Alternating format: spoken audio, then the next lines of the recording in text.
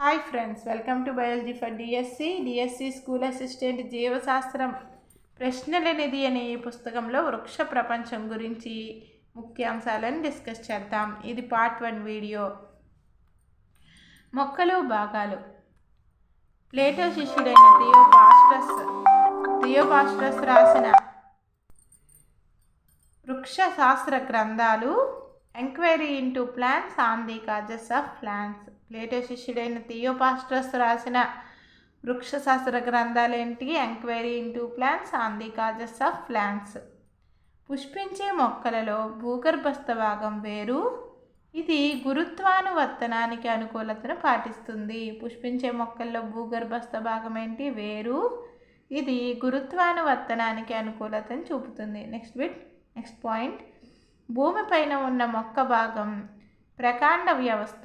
ఇది కాంతి అనువర్తనానికి అనుకూలతను చూపుతుంది. భూమిపైన ఉన్న మొక్క భాగం ఏంటి? ప్రకాండ వ్యవస్థ. ఈ ప్రకాండ వ్యవస్థ అనేది కాంతి అనువర్తనానికి అనుకూలతను చూపుతుంది. Next point.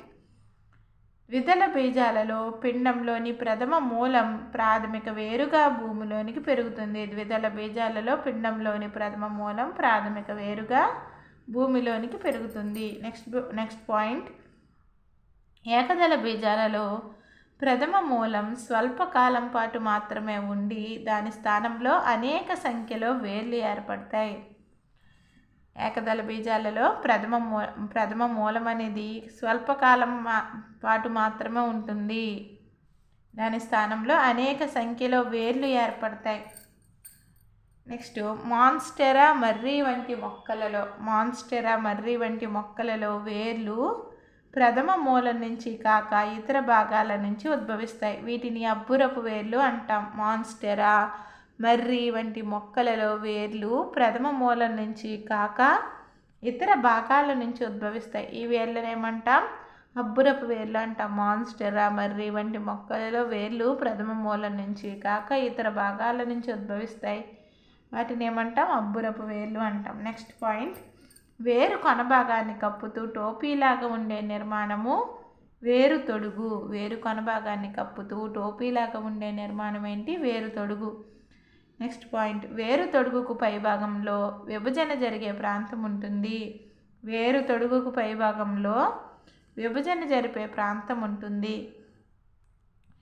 Next point. విభజన జరిగే ప్రాంతానికి పైన పొడవు పెరిగే ప్రాంతం ఉంటుంది. వేరు తొడుగు ఎక్కడుంటుంది? వేరు కొన భాగాన్ని కప్పుతూ టోపీలాగా ఉండే నిర్మాణమేమో వేరు తొడుగు. వేరు తొడుగుకు పైభాగంలో విభజన జరిగే ప్రాంతం ఉంటుంది. విభజన జరిగే ప్రాంతానికి పైన ఏముంటుంది? పొడవు పెరిగే ప్రాంతం ఉంటుంది. వేరు కొన భాగాన్ని కప్పుతూ టోపీలాగా ఉండే నిర్మాణం వేరు తొడుగు. వేరు తొడుగుకు పైనేమో విభజన జరిగే ప్రాంతం ఉంటుంది. విభజన జరిగే ప్రాంతానికి పైన పొడవు పెరిగే ప్రాంతం ఉంటుంది. మూలకేశాలను ఉత్పత్తి చేసే పొడవు పెరిగే ప్రదేశానికి పై వేరు భాగము ముదిరిన ప్రాంతం. మూలకేశాలను ఉత్పత్తి చేసే పొడవు పెరిగే ప్రదేశానికి పై వేరు భాగం ఏంటి? ముదిరిన ప్రాంతం అనేది ఉంటుందన్నమాట. మూలకేశాలను ఉత్పత్తి చేసే పొడవు పెరిగే ప్రదేశానికి పై వేరు భాగం ఏంటి? ముదిరిన భాగం. Next point. మృత్తిక నుంచి నీరు ఖనిజాలను శోషించడం మూలకేశాల విధి. మూలకేశాల యొక్క పని ఏంటి? మృత్తిక నుంచి నీరు ఖనిజాలను శోషించడం మూలకేశాల విధి. Next point. స్వయంగా ఆహారాన్ని తయారు చేసుకోలేక ఆహారాన్ని నీటిని ఇతర మొక్కల నుంచి అపహరించే మొక్కలు పరాన్నజీవ మొక్కలు. స్వయంగా ఆహారాన్ని తయారు చేసుకోలేక ఆహారాన్ని నీటిని ఇతర మొక్కల నుంచి అపహరించే మొక్కలు పరాన్నజీవ మొక్కలు. ఈ పరాన్నజీవ మొక్కలకు ఉదాహరణ ఏంటి? కస్కుటా రఫ్లీషియా పరాన్నజీవ మొక్కలు. స్వయంగా ఆహారాన్ని తయారు చేసుకోలేక ఆహారాన్ని నీటిని ఇతర మొక్కల నుంచి అపహరించే మొక్కల్ని ఏమంటాం? పరాన్నజీవ మొక్కలు అంటాం. ఈ పరాన్నజీవ మొక్కలకు ఉదాహరణ కస్కుటా రఫ్లీషియా. Next point.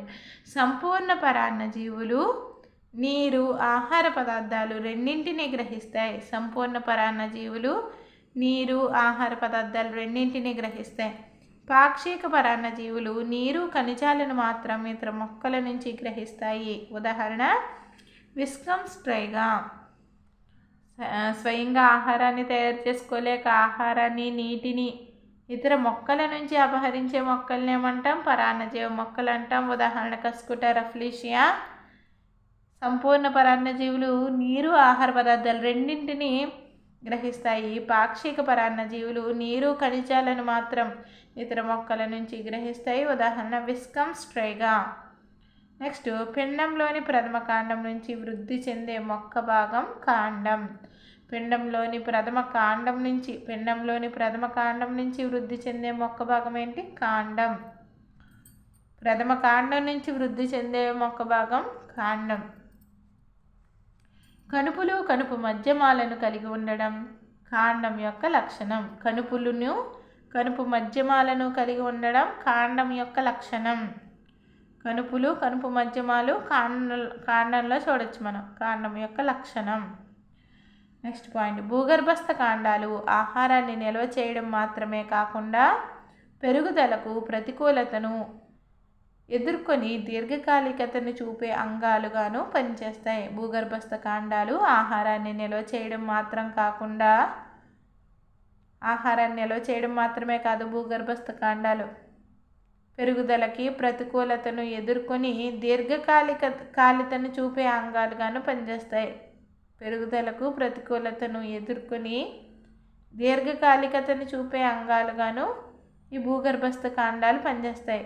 పెరుగుదలకు ప్రతికూలతను ఎదుర్కొని దీర్ఘకాలికతను చూపే అంగాలుగా ఈ భూగర్భస్థ కాండాలు పనిచేస్తాయి. ఆహారాన్ని నిల్వ చేయడమే కాదు, పెరుగుదలకు అదేవిధంగా ఎటువంటి ప్రతికూలతలున్న వాటిని ఎదుర్కొని ఎక్కువ కాలం ఉండేలాగా దీర్ఘకాలికతను చూపే అంగాలుగా ఈ భూగర్భస్థ కాండాలు పనిచేస్తాయి.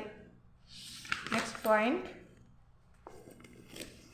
నెక్స్ట్ టేబుల్ ఇవ్వడం జరిగింది. భూగర్భస్థ కాండ రూపాంతరం మొక్క. దుంపకాండాన్ని మనం బంగాళాదుంపలో చూడొచ్చు. బంగాళాదుంపలో ఉండేదేంటి? దుంపకాండం. కొమ్మును మనం కర్క్యుమ పసుపులో చూడొచ్చు మనం. కందాన్ని కందలోను, అదేవిధంగా అమార్ఫోఫాలస్ కందలోను, కొలకేషియా చేమలో కందాన్ని చూడొచ్చు అనమాట. కందం అనే భూగర్భస్థ కాండ రూపాంతరాన్ని చూడొచ్చు. లసనాన్ని నీరుల్లిలో చూడొచ్చు. దుంపకాండం ఉండే మొక్క ఏంటి? భూగర్భస్థ కాండ రూపాంతరాలైన 4 రకాలు ఉన్నాయి. దుంపకాండము, కొమ్ము, కందము, లసనం. ఇవేంటి? భూగర్భస్థ కాండ రూపాంతరాలు అంటాం. దుంపకాండానికి ఉదాహరణ ఏంటి? బంగాళాదుంప. కొమ్ముకు ఉదాహరణ కర్క్యుమ పసుపులో చూడొచ్చు. కొమ్ముని మనం పసుపు కొమ్ము అంటాం కదా, అది. కందాన్ని అమార్ఫోఫాలస్ కందలోను, కొలకేషియా చేమలోను చూడొచ్చు.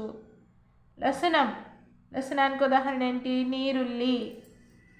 నెక్స్ట్ ఆఫ్సెట్లలో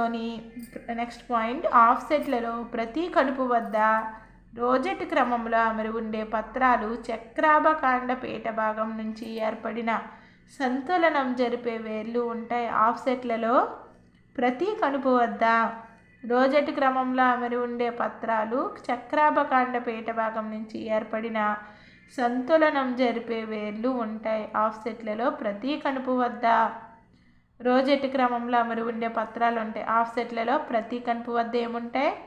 రోజెట్ క్రమంలో అమరి ఉండే పత్రాలు చక్రాభకాండ పీఠ భాగం నుంచి ఏర్పడిన సంతులనం జరిపే వేర్లు ఉంటాయి ఆఫ్సెట్లలో. నెక్స్ట్ పాయింట్, పత్రదళ విభక్తాలు నడిమి ఈనెను తాకకుండా ఉన్న పత్రం సరళ పత్రం. పత్రదళ విభక్తకాలు నడిమి ఈనెను తాకకుండా ఉన్న పత్రం ఏంటి? సరళ పత్రం.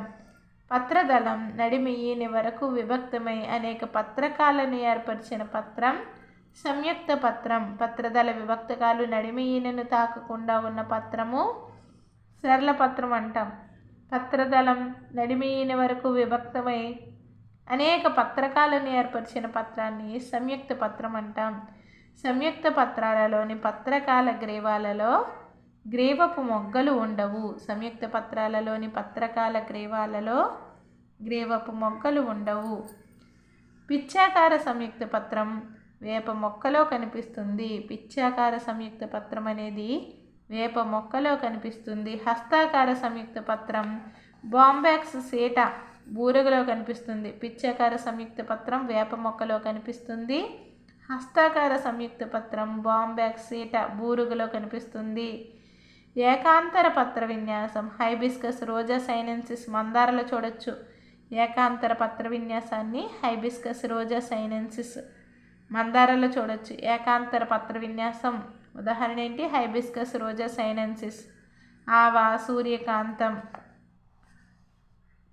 ఆవా సూర్యకాంతంలో కూడా ఏకాంతర పత్ర విన్యాసాన్ని చూడొచ్చు. ఏకాంతర పత్ర విన్యాసానికి ఉదాహరణ ఏంటి? హైబిస్కస్ రోజా సైనెన్సిస్ మందార. ఆవా సూర్యకాంతంలలో ఏకాంతర పత్ర విన్యాసాన్ని చూడొచ్చు. అభిముఖ పత్ర విన్యాసాన్ని కెల్లోట్రాపిస్ జిల్లేడ్లో చూడొచ్చు. ఏకాంతర పత్ర విన్యాసం హైబిస్కస్ రోజా సైనెన్సిస్ ఆవా సూర్యకాంతంలలో చూడొచ్చు. అభిముఖ పత్ర విన్యాసం కెల్లోట్రాపిస్ జిల్లేడు జామ.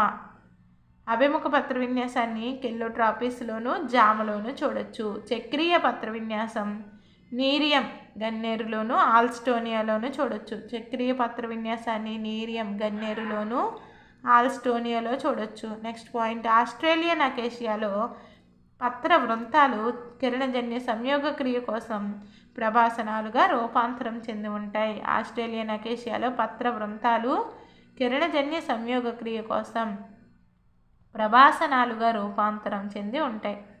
ఆస్ట్రేలియన్ అకేషియాలో పత్ర వృంతాలు కిరణజన్య సంయోగ క్రియ కోసం ప్రభాసనాలుగా రూపాంతరం చెంది ఉంటాయి. పుష్ప విన్యాసాక్షం మీద పుష్పాలు అమరి ఉండటాన్ని పుష్ప విన్యాసం అంటాం. పుష్ప విన్యాసాక్షం మీద పుష్పాలు అమరి ఉండడాన్ని ఏమంటాం? పుష్ప విన్యాసం అంటాం. నెక్స్ట్ పాయింట్,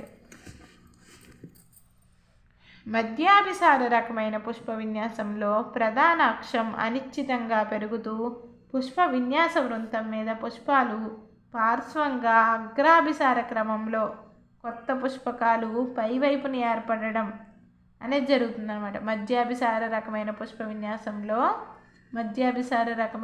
విన్యాసంలో ప్రధాన అక్షం అనిశ్చితంగా పెరుగుతూ మధ్యాభిసార రకమైన పుష్ప విన్యాసంలో ప్రధాన అక్షం అనేది అనిశ్చితంగా పెరుగుతూ పుష్ప విన్యాస వృంతం మీద పుష్పాలు పార్శ్వంగా అగ్రాభిసార క్రమంలో కొత్త పుష్పకాలు పైవైపుని ఏర్పడడం అనేది జరుగుతుంది. పుష్ప విన్యాస అక్షం మీద పుష్పాలు అమరి ఉండడాన్ని ఏమంటాం మనం? పుష్ప విన్యాసం అంటాం. సమసికి లేదా కోరింపు పుష్ప విన్యాసం ఉంటుంది. అదేవిధంగా రకాలు అన్నమాట. పుష్ప విన్యాసంలో రకాలు ఏంటి? సమసికి లేదా కోరింపు. రెండవ రకం ఏంటి? గుచ్చము లేదా అంబేల్ పుష్ప విన్యాసం. మూడవ పుష్ప విన్యాసం కంకి లేదా స్పైక్. నాలుగవ పుష్ప విన్యాసం స్పాడిక్స్. ఐదవ పుష్ప విన్యాసం ఏంటి? శీర్షవతి లేదా హెడ్ పుష్ప విన్యాసం. సమసికి లేదా కోరింపు పుష్ప విన్యాసాన్ని కాషియా కాలీఫ్లవర్లో చూడొచ్చు. సమసికి లేదా కోరింపు పుష్ప విన్యాసాన్ని ఎక్కడ చూడొచ్చు మనం? కాషియా కాలీఫ్లవర్ మొక్కలలో సమసికి లేదా కోరింపు పుష్ప విన్యాసం చూడొచ్చు. కాలీఫ్లవర్ తెలుసు కదా మనకి. కాషియా కాలీఫ్లవర్లో ఉండే పుష్ప విన్యాసం ఏంటి? సమసికి లేదా కోరింపు పుష్ప విన్యాసం. గుచ్చము లేదా అంబేల్ పుష్ప విన్యాసాన్ని ఎక్కడ చూడొచ్చు మనం? నీరుల్లి క్యారెట్లలో చూడొచ్చు. నీరుల్లి క్యారెట్లలో గుచ్చము లేదా అంబేల్ పుష్ప విన్యాసాన్ని చూడొచ్చు. కంకి లేదా స్పైక్ పుష్ప విన్యాసాన్ని అకిరాందస్ గ్రామినీ కుటుంబాలలో చూడొచ్చు. స్పాడిక్స్ పుష్ప విన్యాసాన్ని మ్యూసా అరటిలోను, కోకస్ కొబ్బరిలోను, కొలకేషియా చామలోను స్పాడిక్స్ పుష్ప విన్యాసాన్ని చూడొచ్చు. మ్యూసా అరటి, కోకస్ కొబ్బరి, కొలకేషియా చామలలో ఉండే పుష్ప విన్యాసం ఏంటి? స్పాడిక్స్ పుష్ప విన్యాసం. నెక్స్ట్ శీర్షవతి లేదా హెడ్ పుష్ప విన్యాసం. ఈ పుష్ప విన్యాసాన్ని ట్రైడాక్స్ పొద్దుతిరుగుడు లేదా సూర్యకాంతంలో శీర్షవతి లేదా హెడ్ పుష్ప విన్యాసాన్ని చూడొచ్చు. నెక్స్ట్ నిశ్చిత పెరుగుదల కలిగి పుష్ప విన్యాసంలోని ప్రధాన అక్షం అగ్రం పుష్పంలో అంతమవడం నిశ్చిత రకమైన పుష్ప విన్యాస లక్షణం. నిశ్చిత పెరుగుదల కలిగి పుష్ప విన్యాసంలోని ప్రధాన అక్షం అగ్రం పుష్పంలో అంతమవడం నిశ్చిత రకమైన పుష్ప విన్యాసం లక్షణం. నిశ్చిత పుష్ప విన్యాసంలో పుష్పాలు ఆధారాభిసార క్రమంలో, కొత్తగా ఏర్పడే పుష్పాలు పార్శ్వ భాగాల్లో ఉంటాయి. నిశ్చిత పుష్ప విన్యాసంలో పుష్పాలు ఆధారాభిసార క్రమంలో ఉంటాయి. ఆధారాభిసార క్రమం అంటే ఏంటి? కొత్తగా ఏర్పడిన పుష్పాలు అనేవి పార్శ్వ భాగాల్లో ఉంటాయి. పుష్ప విన్యాస వృంతం శాఖారహితమై కొనభాగంలో ఒంటరి పుష్పాన్ని కలిగి ఉండడం ఏకాంత నిశ్చితం. పుష్ప విన్యాస వృంతం శాఖారహితమై కొనభాగంలో ఒంటరి పుష్పాన్ని కలిగి ఉండడాన్ని ఏమంటాం? ఏకాంత నిశ్చితం అంటాం. ఏకాంత నిశ్చితానికి ఉదాహరణ ఏంటి? మందార, ఉమ్మెత్త. మందార, ఉమ్మెత్త. నెక్స్ట్ సెమ్యూల్. 3 పుష్పాలున్న పుష్ప విన్యాసాన్ని సెమ్యూల్ అంటాం. 3 పుష్పాలున్న పుష్ప విన్యాసం ఏంటి? సెమ్యూల్. ఈ సెమ్యూల్కి ఉదాహరణ ఏంటి? బోగన్విల్లియా, జాస్మిన్. 3 పుష్పాలున్న పుష్ప విన్యాసాన్ని ఏమంటాం? సెమ్యూల్ అంటాం. బోగన్విల్లియా, జాస్మిన్. నెక్స్ట్ ఏకశాఖీయ నిశ్చితం. ఏకశాఖీయ నిశ్చితం ప్రతిసారి ఒక సైమోస్ శాఖ ఏర్పడడాన్ని ఏకశాఖీయ నిశ్చితం అంటాం. ఉదాహరణ హెమిలియా సొలానం. ఏకశాఖీయ నిశ్చితానికి ఉదాహరణ ఏంటి? ప్రతిసారి ఒక సైమోస్ శాఖ ఏర్పడడం ఏకశాఖీయ నిశ్చితం. ఉదాహరణ హెమిలియా సొలానం. ద్విశాఖీయ నిశ్చితం ప్రతిసారి 2 సైమోస్ శాఖలు ఏర్పడడం ద్విశాఖీయ నిశ్చితానికి ఉదాహరణ. ఉదాహరణ ఏంటి? ద్విశాఖీయ నిశ్చితానికి ఉదాహరణ ఐపోమియా. బహుశాఖీయ నిశ్చితం ప్రతిసారి 2 కంటే ఎక్కువ శాఖలు ఏర్పడడం బహుశాఖీయ నిశ్చితం. బహుశాఖీయ నిశ్చితానికి ఉదాహరణ నీరియం. ఏకశాఖీయ నిశ్చితం అంటే ఏంటి? ప్రతిసారి ఒక్క సైమోస్ శాఖ ఏర్పడడం ఏకశాఖీయ నిశ్చితం. హెమిలియా సొలానంలో చూడొచ్చు. ద్విశాఖీయ నిశ్చితం ప్రతిసారి 2 సైమోస్ శాఖలు ఏర్పడడం. ద్విశాఖీయ నిశ్చితానికి ఉదాహరణ ఐపోమియా. బహుశాఖీయ నిశ్చితం ప్రతిసారి 2 కంటే ఎక్కువ శాఖలు ఏర్పడడం నీరియంలో చూడొచ్చు. Next point. వెర్టిసెల్లాస్టర్ పుష్ప విన్యాసం లావియేటీ కుటుంబపు మొక్కలలో ఉంటుంది. ఉదాహరణ ల్యూకాస్ తులసి. ఇది ఇంపార్టెంట్ మనకి. వెర్టిసెల్లాస్టర్ పుష్ప విన్యాసం లావియేటీ కుటుంబపు మొక్కలలో ఉంటుంది. ఉదాహరణ ల్యూకాస్ తులసి. యుఫర్బియేసి కుటుంబపు మొక్కల్లో సయాతియం పుష్ప విన్యాసం కనిపిస్తుంది. యుఫర్బియేసి కుటుంబపు మొక్కలలో సయాతియం పుష్ప విన్యాసం కనిపిస్తుంది. ఫైకస్ జాతులలో ఉండే ప్రత్యేక పుష్ప విన్యాసం హైపంతోడియం. ఫైకస్ జాతులలో ఉండే ప్రత్యేక పుష్ప విన్యాసం ఏంటి? ఫైకస్ జాతులలో ఉండే ప్రత్యేక పుష్ప విన్యాసం హైపంతోడియం.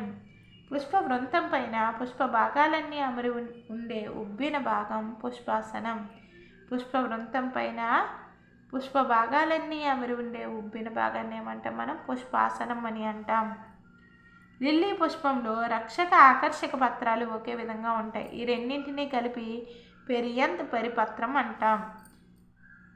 లిల్లీ పుష్పంలో రక్షక ఆకర్షక పత్రాలు ఒకే విధంగా ఉంటాయి. ఈ రెండింటిని కలిపి ఏమంటాం? పెరియంత్ పరిపత్రం. పెరియంత్ అదేవిధంగా పరిపత్రం అని అంటాం. కేసరావళి అండకోశం కలిగిన పుష్పాలు ద్విలింగ పుష్పాలు. కేసరావళి అండకోశం కలిగిన పుష్పాలు ఏంటి? కేసరావళి మరియు అండకోశం 2 ఉన్న పుష్పాలను ఏమంటాం? అంటే స్త్రీ ప్రత్యుత్పత్తి అవయవాలు, పురుష ప్రత్యుత్పత్తి అవయవాలు. స్త్రీ ప్రత్యుత్పత్తి అవయవాలైన అండకోశము, పురుష ప్రత్యుత్పత్తి అవయవమైన కేసరావళి 2 కలిసి ఉన్న పుష్పాలను ఏమంటాం? ద్విలింగ పుష్పాలు అంటాం. కేసరాలు లేదా అండకోశం ఏదో ఒకటి మాత్రమే కలిగిన పుష్పాన్ని ఏకలింగ పుష్పం అని అంటాం. పుష్పాన్ని మధ్య నుంచి ఏ వ్యాసార్థపు తల నుంచి అయినా 2 సమభాగాలుగా విభజించగలిగితే ఆ పుష్పం సౌష్ఠవయుత పుష్పం అంటాం. ఉదాహరణ ఆవా, దతూర, మిరప. సౌష్ఠవయుత పుష్పాలకు ఉదాహరణ ఏంటి? ఆవా, దతూర, మిరపలో సౌష్ఠవయుత పుష్పాలు ఉంటాయి. పుష్పాన్ని మధ్య నుంచి ఏ వ్యాసార్థపు తలం నుంచి అయినా 2 సమభాగాలుగా విభజించగలిగితే ఆ పుష్పము సౌష్ఠవయుత పుష్పం. సౌష్ఠవయుత పుష్పానికి ఉదాహరణ ఏంటి? ఆవా, దతూర, మిరప. పాక్షిక సౌష్ఠవయుత పుష్పం. పుష్పాన్ని మధ్య నుంచి ఏ ఒక తలం నుంచి మాత్రమే ఏ ఒక దళం నుంచి మాత్రమే నిలువుగా 2 సమభాగాలుగా విభజించగలిగిన పుష్పం? పాక్షిక సౌష్ఠవయుత పుష్పం బఠానీ, గుల్మోహర్, చిక్కుడు, కాసియా. పాక్షిక సౌష్ఠవయుత పుష్పం. నెక్స్ట్ సౌష్ఠవరహిత పుష్పం. పుష్పాన్ని మధ్య నుంచి ఏ తలంలోనైనా 2 సమభాగాలుగా విభజించలేం. అటువంటి పుష్పాన్ని ఏమంటాం మనం? సౌష్ఠవరహిత పుష్పం అంటాం. సౌష్ఠవరహిత పుష్పానికి ఉదాహరణ కెన్న. మెట్ట తామర అనేది సౌష్ఠవరహిత పుష్పానికి ఉదాహరణ. త్రిభాగయుత పుష్పాలేంటి? లిలియేసి. చతుర్భాగయుత పుష్పాలు బ్రాసికేసి. పంచభాగయుత పుష్పాలు సొలనేసి, ఫ్యాబేసి. త్రిభాగయుత పుష్పాలేంటి? లిలియేసి. త్రిభాగయుత పుష్పాలు లిలియేసి. చతుర్భాగయుత పుష్పాలు బ్రాసికేసి. చతుర్భాగయుత పుష్పాలకి ఉదాహరణ ఏంటి? బ్రాసికేసి. పంచభాగయుత పుష్పాలకి ఉదాహరణ సొలనేసి, ఫ్యాబేసి. 5 భాగాలుగా ఉంటాయి అన్నమాట పుష్పాలు. పంచభాగయుత పుష్పాలకి ఉదాహరణ సొలనేసి, Fabaceae. Next points next part 2లో చూద్దాం.